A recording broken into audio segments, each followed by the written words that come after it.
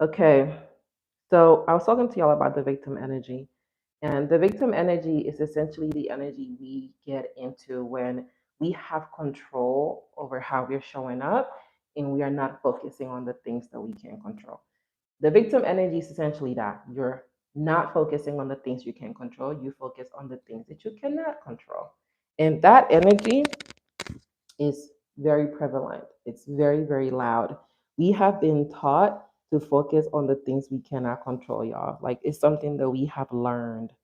And with my clients, they tend to be surprised when they find this out.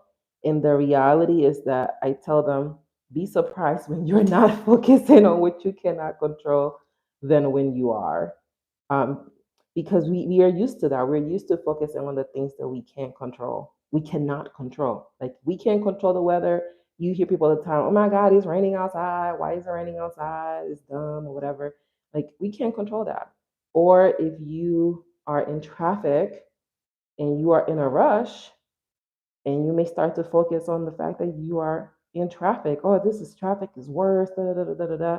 And you can't control that. If somebody starts talking about you, or if somebody is not happy with your decisions, and you focus on that, like, oh, why they don't like my decision? What's wrong with them? Like, you can't control that. You can't control how other people feel about you. You can't control what people think about you because people are simply showing you what they have learned, how they have learned to see the world, how they have learned to talk about people that show up in the way that you show up, how they have learned to treat people that do the thing that you are doing. Like there's a book called The Four Agreements. Highly recommend this book, by the way, to every person on earth, where the author, his name is Don Miguel Ruiz, he talks about this. He talks about people are simply showing you what they have learned. People are simply showing you how they've been taught to look at the world. So if somebody likes what you're doing, if somebody loves what you're doing, don't take it personally. Because if you take it personally, you're going to think it's about you. It's not. They simply have learned that. If you are, people tell you, I hate what you're doing, it's don't take it personally either because it's not that they hate you, it's that they have learned to hate whatever that thing is that you are doing. And when I read that book, that was so liberating to me because I didn't even realize how much I was giving power. And when I say power, I'm referring to energy, how much I was giving my energy to things I couldn't control, how much I was taking people's actions personally in my life because it's what I have been taught. Like I lived in a household where my aunts used to literally say all the time, what would the neighbors think about us? Like I grew up hearing that messaging all the time. And my aunts were amazing women. They are powerful women that taught me so much. They gave me all the tools that they had in their toolkit about being a decent being, about being a loving being in their own way. Like I am so grateful and indebted to them my whole life because of those things. At the same time, my aunts, they also gave me that because when you live in an environment as a human being, like what your community thinks about you is important. Your community is the difference between you being taken care of and you being out in the street. So it did matter a lot what the society thought about me. However, that's not the society I live in now. And because of that, I can release that. I can release that pressure to people please. I can release that pressure to be thinking about what people think about me with every decision I make. And that's something that I've had to be really intentional about because I was used to being a victim. Like, well, what are people going to think about me? Let me go do that. And then I got really resentful because I'm doing things not because I want to, but because I feel like I have to so that people would approve of me. And that didn't serve me either because then I wasn't doing things out of joy. I was doing things out of obligation. I was doing things because I felt like I had to. And then I was doing things with an attitude. And you know how it is when you're with people and you're working on a project and they're doing it because they don't want to versus they do it because they're really excited about it. It's a different experience. So when I'm working with my clients, we look at these things a lot. Everything that we look at built on this foundation. Are you showing up as a victim where you are focusing on the things you cannot control? Or are you showing up as an architect where you are focused only on the things you can control?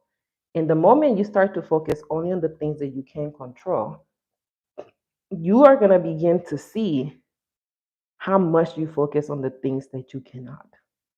Like what people think about you, what people do, how people live their lives, how people show up, what people say about you.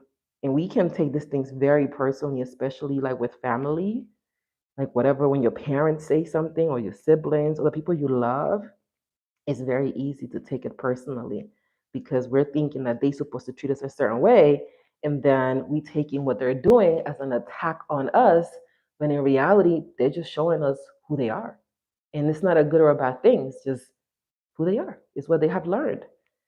So I have been talking to my clients about this a lot. They have been very open to this concept because they understand that they do that they engage in that behavior. Now look at the coils. Look at the coils, y'all. They understand that they engage in that behavior and they don't like it.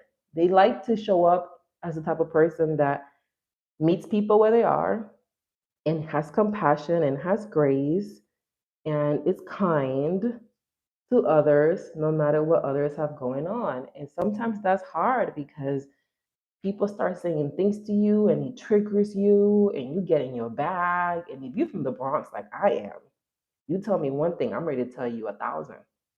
So it can be a very challenging exercise to exit that victim energy and to see that you are giving your power to situations that you cannot control when you could actually choose to give your power and your energy only to the things that you can control.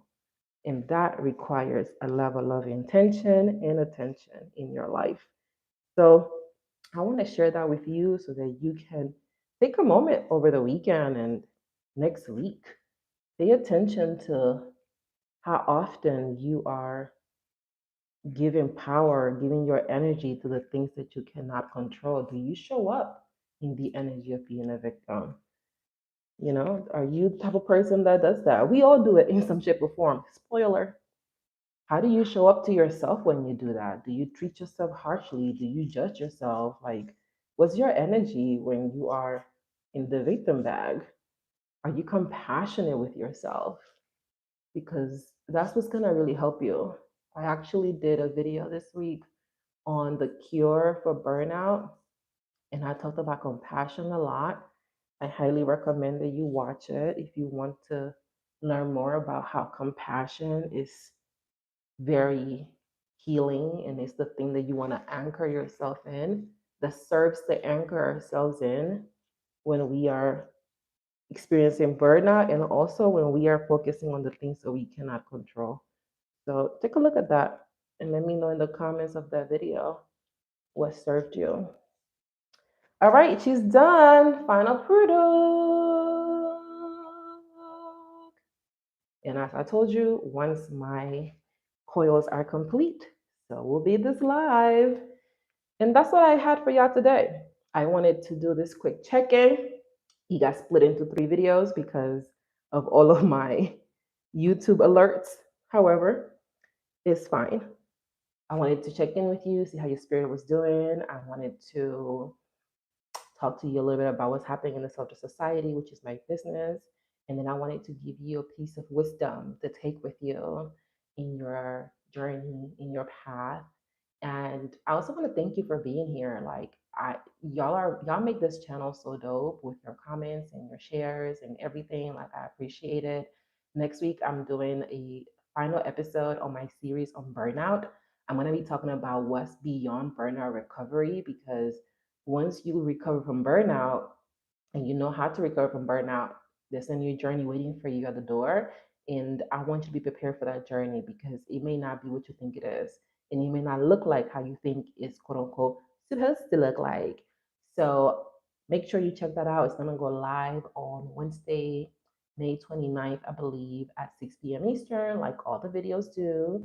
And let me know if you enjoyed this live moment we had. If you did, I may do more of these. I may do this a weekly thing where every time I do my finger coils on Friday, I'll come live and we can do a little kiki moment. Have an amazing rest of your week and your weekend. Enjoy the holiday weekend for those of you that are in the US and are celebrating Memorial Day. And I will see you next time. Hasta luego, y'all. Now, how do I end this?